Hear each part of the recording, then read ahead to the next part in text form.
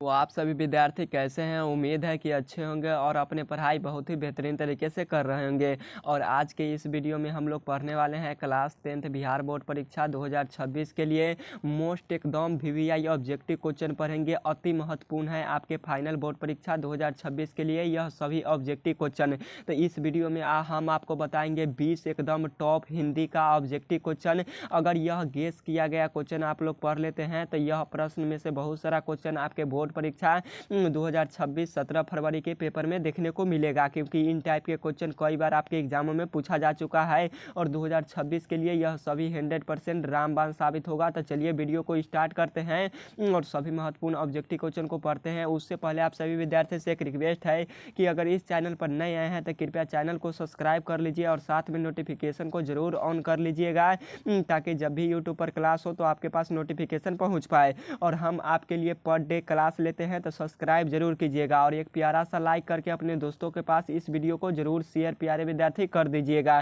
ताकि मेरा मनोबल बढ़ा रहे। और आप लोग क्या कीजिए 1500 सब्सक्राइबर कंप्लीट कीजिए कम से कम, ताकि सेलिब्रेशन हो पाए। तो आप लोग 1500 प्लस सब्सक्राइबर कंप्लीट कीजिए आप लोग बहुत जल्द। तो चलिए आज का क्लास स्टार्ट करते हैं और सभी क्वेश्चन को हम बिल्कुल डिटेल तरीके से एक्सप्लेन करके पढ़ाएंगे। ABCD नहीं टिक कराएंगे। आप लोग काउंटिंग कीजिएगा कि आप लोगों का 20 क्वेश्चन में से कितना क्वेश्चन सही हो रहा है हिंदी का, और वीडियो को लास्ट में बता दीजिएगा हमें कमेंट बॉक्स में कह कि 20 में से हमारा इतना क्वेश्चन सही हुआ। तो फर्स्ट नंबर क्वेश्चन में आपसे पूछा है कि भारत में बेरोजगारी का एक प्रमुख व प्रत्यक्ष कारण क्या है। यहाँ पे आपको बताना है कि भारत में बेरोजगारी का एक प्रमुख व प्रत्यक्ष कारण क्या है। तो जाति प्रथा है। वन का राइट ऑप्शन सी होगा, जाति प्रथा है। अब क्वेश्चन पूछता है कि भारत में बेरोजगारी का एक प्रमुख और प्रत्यक्ष कारण बना है, यह किस चैप्टर से लिया गया है। तो यह श्रम विभाजन और जाति प्रथा से लिया गया है। श्रम विभाजन और जाति प्रथा के लेखक कौन है। तो बाबा साहेब भीमराव अम्बेडकर है। बाबा साहेब भीमराव अम्बेडकर का जन्म कहाँ हुआ। महू मध्य प्रदेश में हुआ। बाबा साहेब भीमराव अम्बेडकर का जन्म कब हुआ था। तो 14 अप्रैल 1891 ईस्वी में हुआ था।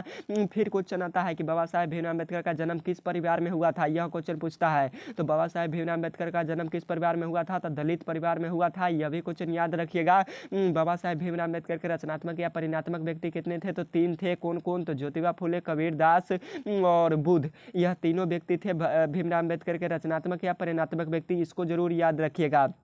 यह सब के सब क्वेश्चन आपके बोर्ड परीक्षा में पूछने वाला है। नेक्स्ट नंबर क्वेश्चन है 2 नंबर क्वेश्चन में पूछा है कि पेड़ पर कमरा किसकी रचना है। डायरेक्ट आता है क्वेश्चन। तो पेड़ पर कमरा किसकी रचना है। तो विनोद कुमार शुक्ल की रचना है। 2 का राइट ऑप्शन ए होगा, विनोद कुमार शुक्ल की रचना है। एक क्वेश्चन पूछा है मछली कहानी किसकी रचना है। तो मछली कहानी किसके द्वारा लिखा गया है। तो विनोद कुमार शुक्ल के द्वारा लिखा गया है। और मछली कहानी में क्या होता है। तो संतु मछली लेकर भागता है और उसके पीछे कौन भागता है। तो भग्गू भागता है। क्यों भागता है। क्योंकि मछली छीनने के लिए। और संतु मछली लेकर क्यों भागता है। क्योंकि कुएं में डालने के लिए, ताकि मछली जिंदा हो पाए तो मैं उससे खेलूंगा, बड़ा हो जाएगा तो मैं उससे खेलूंगा, और इसीलिए मछली लेकर वह भागा था। कौन। तो संतु। और संतु कांप रहा था। कौन। तो ठंड से कांप रहा था। किससे कांप रहा था। तो संतु ठंड से कांप रहा था। यह क्वेश्चन हजारों बार आपके पेपर में आ चुके हैं और आते भी है। फिर क्वेश्चन पूछता है कि संतु नरेन आपस में कौन थे। तो भाई भाई थे। फिर क्वेश्चन पूछता है कि आपसे दीदी कमरे में क्या कर रही थी। तो शिक्षक शिक्षक की रो रही थी। और दीदी का प्रेमिका का नाम क्या था। तो नरेन था। यह सभी क्वेश्चन आपके किताब के अंदर से है, बीच का है, जो आपको पता नहीं होगा और सिर्फ हम ही बताएंगे आपको। अगला नंबर क्वेश्चन है 3 नंबर कि B.R. नारायण ने किस कहानी का अनुवाद किया। यहाँ यह क्वेश्चन इंपॉर्टेंट है। तो B.R. नारायण ने किस कहानी का अनुवादक किया। तो दही वाली मगम्मा कहानी का अनुवादक किया। फिर क्वेश्चन पूछता है कि दही वाली मगम्मा पाठ के लेखक कौन है। तो श्रीनिवास है। क्वेश्चन याद रखिएगा। दही वाली मगम्मा पाठ के लेखक जो कौन है। तो श्रीनिवास है। और अनुवादक कौन है। तो दही वाले मगम्मा पाठ के अनुवादक है B.R. नारायण। तो यह क्वेश्चन याद रखिएगा। और दही वाली मगम्मा पाठ में क्या होता है। तो मगम्मा दही बेचती है। मगम्मा कौन सा काम करती है। तो दही बेचती है। यह भी क्वेश्चन पूछता है मगम्मा के बहू के क्या नाम है। तो नजम्मा नाम है। मगम्मा के परिवार में टोटल 4 आदमी है। एक मगम्मा का बेटा, एक मगम्मा का बहू, एक मगम्मा का पोता। मगम्मा मिठाई किसके लिए ले जा रही थी। तो अपने पोते के लिए ले जा रही थी। तो आप लोग ये भी क्वेश्चन याद रखिएगा। फिर क्वेश्चन आता है बोर्ड परीक्षा में कि मगम्मा से अक्सर कौन मिला करता था। तो रंगप्पा मिला करता था। रंगप्पा कौन था। गांव का जुआरी किस्म का एक व्यक्ति था जो प्रतिदिन जुआ खेलता रहता था। और मगम्मा से जो था रंगप्पा वो कहाँ मिलता था, तो अमराई के कुएं के पास मिलता था और कुछ रुपये पैसा उधार चाहता था, उधार मांगता था रुपया पैसा किससे, तो मगम्मा से। कौन, तो रंगप्पा। तो यह सभी भी क्वेश्चन आते हैं आपके बोर्ड परीक्षा में, जो आपको अच्छे तरीके से समझकर पढ़ लेना है। अगला नंबर क्वेश्चन है, नेक्स्ट नंबर 4 नंबर क्वेश्चन में पूछा है कि कवित्री अनामिका का जन्म कब हुआ। तो कवित्री अनामिका का जन्म कब हुआ था, तो 1961 में हुआ था। 100% याद रखिएगा। कवित्री अनामिका ने कौन सा पाठ लिखा है, तो अक्षर ज्ञान। कौन सा पाठ लिखा है, तो अक्षर ज्ञान कविता के लेखक कौन है, तो कवित्री अनामिका है। कवित्री अनामिका का जन्म बिहार के मुजफ्फरपुर जिले में हुआ था। कवित्री अनामिका ने कहा है कि बेटे के चौकठे में क्या नहीं अटकते, तो बेटे के चौकठे में क नहीं अटकता है। क आराम से लिख लेता है बच्चा। और घर से लुढ़कता हुआ किस अक्षर को कहा गया है, तो घ से लुढ़कता हुआ घ अक्षर को कहा गया है। ये भी क्वेश्चन याद रखिएगा। अगला नंबर क्वेश्चन है, नेक्स्ट नंबर 5 नंबर क्वेश्चन में पूछा है कि घनानंद किस भाषा के मतलब घनानंद किस भाषा क्या है, तो घनानंद की भाषा क्या है, तो ब्रज भाषा है। एक क्वेश्चन को और पूछता है कि घनानंद किस भाषा के कवि है, तो घनानंद ब्रज भाषा के कवि है। ये भी क्वेश्चन याद रखिएगा। फिर क्वेश्चन पूछता है कि घनानंद की प्रेमिका का नाम क्या थी, तो घनानंद की प्रेमिका का नाम क्या थी, तो सुजान थी। और सुजान कौन थी, तो सुजान एक नर्तकी थी। कौन थी, तो सुजान एक नर्तकी थी। और यही घनानंद जो है अपने आंसुओं को क्या कहता है, तुम यानी बादलों को कहता है कि तुम जाकर तुम मेरी सुजान के आंगन में बरसो, यानी प्रेमिका के आंगन में बरसो, मेरी प्रेमिका के आंगन में। और मेरी प्रेमिका सुजान के प्रेमिका का नाम क्या था, सॉरी घनानंद की प्रेमिका का नाम क्या था, तो सुजान था। और घनानंद के किसने मार दिया, तो नादिर शाह के सैनिकों ने मार दिया। घनानंद को कब मारा था, तो 1939 ईस्वी में नादिर शाह के सैनिकों द्वारा घनानंद मारे गए। तो यह क्वेश्चन सभी आपको याद रखना है, जो क्वेश्चन बोर्ड परीक्षा में पूछता है। अगला नंबर क्वेश्चन है यहाँ पे 6 नंबर क्वेश्चन को आप लोग देखिएगा एक बार। यहाँ पे क्वेश्चन पूछा है कि किसके अनुसार सेनों ने सिद्धांतों को बदल दिया। क्वेश्चन पूरा देखिए पहले। क्वेश्चन पूछा है किसके अनुसार सेनों ने सिद्धांतों को बदल दिया, तो यह खोखा के अनुसार बदला था। राइट ऑप्शन बी होगा। खोखा का दूसरा नाम क्या है, तो कासू है। क्या है, तो कासू है। यह क्वेश्चन एकदम मोस्ट इंपॉर्टेंट है। और खोखा जो कि कासू है, यह किसका बेटा है, तो यह सेन साहब का बेटा है। और सेन साहब की नई मोटर कार किस रंग की थी, तो काली रंग की थी। किस रंग की, तो काली रंग की थी। और सेन साहब की नई मोटर कार कितने रुपये की थी, तो 7500 यानी 7,500 रुपये की थी। इसको जरूर याद रखिएगा। और सेन साहब का मित्र क्या था, तो पत्रकार था। और सेन साहब के मित्र का कार का हवा किसने निकाला, तो खोखा ने निकाला। और खोखा और मदन के बीच क्या था, तो झगड़ा था। और झगड़े का कारण क्या था, तो लड्डू था। लड्डू का खेल था, जो कि नचाना लड्डू का खेल। एक बार मदन नचा रहा था, तो खोखा ने बोला तुम मुझे भी शामिल कर लो, मुझे भी खिलाओ। तो यह मदन खच्चर था, मदन उसको नहीं खिलाना चाहता था। तो इसके दोनों बीच में झगड़ा होने लगा। झगड़ा होने से क्या किया, मदन ने एक फैट खोखा को मारा और 2 दांत तोड़ दिया। क्या किया, 2 दांत तोड़ दिया। तो आप लोग ये भी क्वेश्चन पूछता है कि मदन ने खोखा को कितने दांत तोड़ा, 2 दांत। तो ये भी क्वेश्चन याद रखिएगा। और मदन अक्सर जो कि खोखा था, अक्सर मदन के साथ किस खेल में शारीरिक यानी भाग लेना चाह रहा था, तो लड्डू नचाने के खेल में भाग लेना चाह रहा था। तो ये भी क्वेश्चन याद रखिएगा। और खोखा यानी कासू का बहन कितना था, तो 5 था। सेन साहब की पुत्री कितनी थी, तो 5 थी। सीमा, रजनी, आलो, शिफाली और आरती। यह सभी के सभी क्वेश्चन काफ़ी ज़्यादा इंपॉर्टेंट है, इसको जरूर याद रखिएगा प्यारे विद्यार्थी। अगला नंबर क्वेश्चन है, नेक्स्ट नंबर क्वेश्चन में पूछा गया आपसे 7 नंबर में क्वेश्चन वाला देखिएगा आप लोग कि दारिस नामक सोने के सिक्के से भरा हुआ घड़ा किसे मिला था। तो दारिस से नामक सोने के सिक्के भरा हुआ घड़ा किसे मिला, तो वारेन हेस्टिंग्स को मिला। वारेन हेस्टिंग्स कौन था, तो भारत का गवर्नर जनरल था। ये भी क्वेश्चन याद रखिएगा। और वारेन हेस्टिंग्स को वाराणसी के पास कितने सोने के सिक्के मिला था, तो 172 नामक दारिस से सोने से भरा हुआ सिक्का वारेन हेस्टिंग्स को मिला था। और वारेन हेस्टिंग्स ने क्या किया, ईस्ट इंडिया कंपनी को दे दिया। ईस्ट इंडिया कंपनी ने इस यह प्राचीनतम सोने के सिक्कों को गलाकर अलग कोई सामान बना दिया गया, उसको टुकड़े टुकड़े कर कर, जो कि बहुत गलत हुआ। और यह प्राचीनतम सिक्का था। क्या था, बहुत पुराने जमाने के सिक्के मिले थे वारेन हेस्टिंग्स को। तो ये भी क्वेश्चन याद रखिएगा।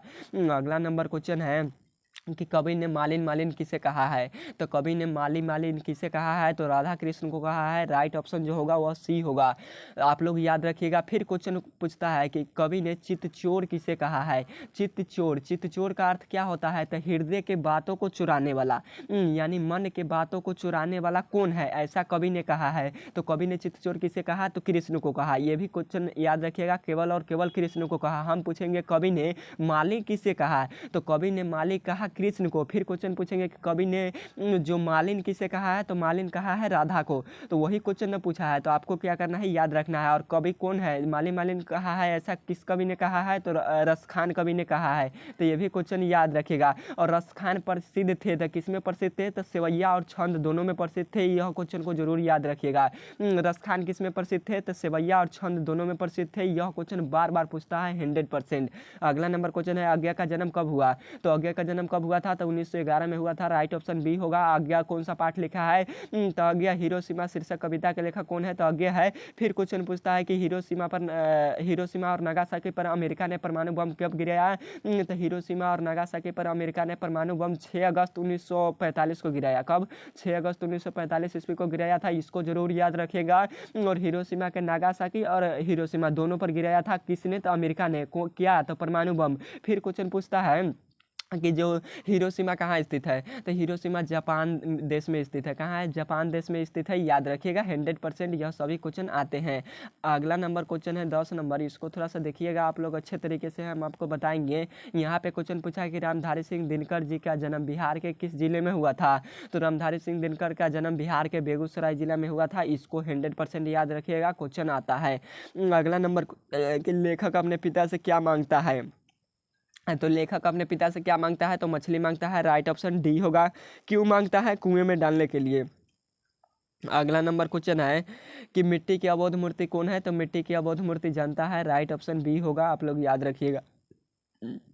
13 नंबर क्वेश्चन में आपसे पूछा है यहाँ पे, 13 नंबर क्वेश्चन थोड़ा सा लंबा है, इसको देखेंगे आप लोग अच्छे तरीके से देखिएगा। यहाँ पे क्वेश्चन पूछा है, जब पंडित बिरजू महाराज का साहित्य नाटक अकादमी अवार्ड मिला तो वह कितने वर्ष के थे। तो वह कितने वर्ष के थे तब उसको संगीत नाटक अकादमी अवार्ड मिला था, तो वह 27 वर्ष की उम्र थे। कितने थे, 27 वर्ष की उम्र। राइट ऑप्शन ए होगा। और बिरजू महाराज का पिता मर गया था जब बिरजू महाराज 9.5 साल के थे, तो उसी समय उसके पिता मर गया था। और बिरजू महाराज किस घराने से आते थे, तो लखनऊ घराने के, वो रामपुर के रहने वाले थे। लखनऊ घराने से आते थे परंतु रामपुर के रहने वाले थे। आप क्वेश्चन पूछता है कि बिरजू महाराज का कैसा नृत्य करता था, तो बिरजू महाराज क्या करता था, तो नृत्य करता था। और बिरजू महाराज कैसा नृत्य करता था, तो कथक नृत्य करता था। यह क्वेश्चन याद रखिएगा। और बिरजू महाराज का आखिरी और अंतिम प्रोग्राम कहाँ था, तो बिरजू महाराज के आखिरी और अंतिम प्रोग्राम बाबूजी के साथ मैनपुरी में था। कहाँ था, तो मैनपुरी में। इसको जरूर याद रखिएगा। और बिरजू महाराज सबसे अपना बड़ा जज किसे मानता था, तो सबसे अपना बड़ा जज जो मानता था वह किसे मानता था, तो अपनी अम्मा को मानता था। किसको, तो अपनी अम्मा को मानता था। आप लोग जरूर याद रखिएगा प्यारे विद्यार्थी, अपनी अम्मा को मानता था। क्योंकि बिरजू महाराज का जब पिताजी मर गए तो उसकी अम्मा यानी माँ ने क्या किया, देखभाल अच्छे तरीके से किया, बिरजू महाराज को पाल पोस कर बड़ा किया। तो आप लोग इसको जरूर याद रखिएगा। 14 नंबर क्वेश्चन है कि नगर कहानी किस लेखक के द्वारा रचित है। तो नगर कहानी के लेखक कौन है, तो सुजाता है। राइट ऑप्शन सी होगा, सुजाता है। एक क्वेश्चन आता है, सुजाता का वास्तविक नाम क्या है, यानी सुजाता का वास्तविक नाम क्या है, तो एस रंगराजन है। क्या है, तो एस रंगराजन है। प्यारे विद्यार्थी हर हाल में यह क्वेश्चन आपको याद होना चाहिए, यह आता है। अगला नंबर क्वेश्चन है कि रही रास किसकी रचना है। तो रही रास किसकी रचना है, तो सिखों के प्रथम गुरु की रचना है, यानी गुरु गोविंद सिंह जी की रचना है। सॉरी, गुरु गोविंद सिंह जी तो सिखों के 10वें गुरु थे। यह कौन से गुरु थे, तो यह 10वें गुरु थे। और सिखों के प्रथम गुरु कौन थे, तो गुरु नानक देव थे। और यह जो गुरु नानक देव थे जो पहले गुरु थे सिख धर्म के। और फिर क्वेश्चन पूछता है गुरु नानक का जन्म कहाँ हुआ, पाकिस्तान तलवंडी में हुआ। और गुरु नानक देव की रचनाओं को संग्रह किसने किया था, तो गुरु जो पांचवें गुरु था उन्होंने किया था। तो गुरु पांचवें कौन थे, तो पांचवें गुरु अर्जुन देव थे। तो गुरु नानक देव की रचनाओं को संग्रह गुरु अर्जुन देव के द्वारा किया गया था, जो कि पांचवें गुरु थे। कौन से गुरु, तो पांचवें गुरु थे सिखों के। कौन था, गुरु अर्जुन देव। तो ये भी क्वेश्चन याद रखिएगा। और गुरु गोविंद सिंह जी का संबंध तो पाटलिपुत्र से है। पटना में इसका जन्म हुआ था 1669 में। कब, 1669 में हुआ था। आप लोग ये भी क्वेश्चन याद रखिएगा। और इसको ये भी सिखों के गुरु थे, इनके बाद भी कोई भी गुरु नहीं बने, यह आखिरी और अंतिम गुरु थे। तो यह सभी क्वेश्चन याद रखिएगा। और रही रास, आशा दीवार, यह सोहिला, यह सभी की सभी रचना किसकी है, तो गुरु नानक देव की है। तो प्यारे विद्यार्थी याद रखिएगा हर हाल में। अगला नंबर क्वेश्चन है, नेक्स्ट नंबर यहाँ पे 16 नंबर क्वेश्चन को देखिएगा कि हिरोशिमा कविता किसकी चित्रण करती है। तो हिरोशिमा कविता किसकी चित्रण करती है, तो आधुनिक सभ्यता के दुर्दांत मानवीय विभीषिका का चित्रण करता है। आप लोग हर हाल में इसको याद रखिएगा। अगला नंबर क्वेश्चन है 17 नंबर। 17 नंबर क्वेश्चन में यहाँ पे क्वेश्चन पूछा है कि एक वृक्ष की हत्या शीर्षक कविता किस काव्य संग्रह से संकलित है। तो यह कौन काव्य संग्रह से लिया गया है, तो इन्हीं दिनों से लिया गया है, राइट ऑप्शन सी होगा। और एक वृक्ष की हत्या में बूढ़ा चौकीदार कौन था, तो बूढ़ा चौकीदार वृक्ष था। और बूढ़ा चौकीदार हमेशा कहाँ मिलता था, तो लेखक के दरवाजे पे मिलता था। और बूढ़ा चौकीदार किसे कहा गया, तो वृक्ष को कहा गया। वृक्ष की सूखी डालियाँ किस तरह दिखाई देता है, तो वृक्ष की सूखी डालियाँ राइफल की तरह दिखाई देता है। किस तरह, तो राइफल की तरह दिखाई देता है। इसको जरूर याद रखिएगा, यह भी क्वेश्चन आया हुआ है। और एक वृक्ष की हत्या शीर्षक कविता के लेखक कौन है, तो कौन है, तो कुंवर नारायण है। कौन है, तो कुंवर नारायण है। इसको जरूर याद रखिएगा। अगला नंबर क्वेश्चन है, नेक्स्ट नंबर 18 नंबर क्वेश्चन है कि मेरे बिना तुम प्रभु किस भाषा से अनुवादित कहानी है। तो यह किस भाषा से अनुवादित कहाना है, तो यह जर्मन भाषा से लिया गया है। और मेरे बिना तुम प्रभु को के लेखक कौन है, तो कौन है, तो रेनर मारिया रिल्के है। रेनर मारिया रिल्के के पिता का नाम क्या है, जोसेफ रिल्के। तो यह क्वेश्चन आपको क्या करना है, याद रखना है। यही ना है, रेनर मारिया रिल्के है ना। मेरे बिना तुम प्रभु पाठ के लेखक कौन है, तो रेनर मारिया रिल्के। और आप लोग बताइए कमेंट में कि कौन है, हमें उतना कंफर्म नहीं याद है, आप लोग बताइएगा। मेरे अंदाज से वही होना चाहिए। अगला नंबर क्वेश्चन है, दही वाली मगम्मा कहानी किस लेखक द्वारा रचित है। तो दही वाली मगम्मा कहानी जो लिखा गया है वह श्रीनिवास के द्वारा लिखा गया है। श्रीनिवास का जन्म कब हुआ, 1935 ईस्वी में हुआ। कब हुआ, 1935 ईस्वी में हुआ था। और श्रीनिवास आपको क्वेश्चन पूछता है कि दही वाली मगम्मा जो है इसका अनुवाद किसने किया, तो बी.आर. नारायण ने किया, जो हम पिछले क्वेश्चन में बता चुके हैं। और मगम्मा प्रतिदिन दही ये बेचा करती थी। आप लोग ये भी क्वेश्चन याद रखिएगा, हम इसको अच्छे तरीके से बताए हुए हैं इसी वीडियो में, तो आप लोग देख लीजिएगा। अगला नंबर क्वेश्चन है कि मगम्मा की बहू का नाम क्या था, तो नजम्मा था। कई बार बता चुके हैं, आप लोग याद रखिएगा। अगला नंबर क्वेश्चन है, सेन साहब की नई मोटर कार किस रंग की थी। यह क्वेश्चन तो कमेंट बॉक्स में हर हाल होना चाहिए। ये होगा, बी होगा, सी होगा, डी होगा, क्या होगा, हमें कमेंट बॉक्स में इसका आंसर चाहिए। तो ओके बाय, फिर मिलते हैं नेक्स्ट वीडियो में। किसी प्रकार का कोई डाउट हो तो कमेंट बॉक्स में जरूर बताइएगा। और एक बताते हैं आपको बात कि आपको बहुत ही जल्द आपका एडमिट कार्ड मिलने वाले हैं जनवरी के महीने से। किस महीने से, तो जनवरी के महीने से आपको क्या मिलेगा, तो एडमिट कार्ड मिलना शुरू हो जाएगा। तो प्यारे विद्यार्थी जाइएगा स्कूल और कॉलेज से अपना एडमिट कार्ड ले आइएगा। जनवरी के महीने में जब लागू होगा तब हम आपको बताएंगे, मिलने लगेगा तो स्कूल कॉलेज से जाकर ले आइएगा।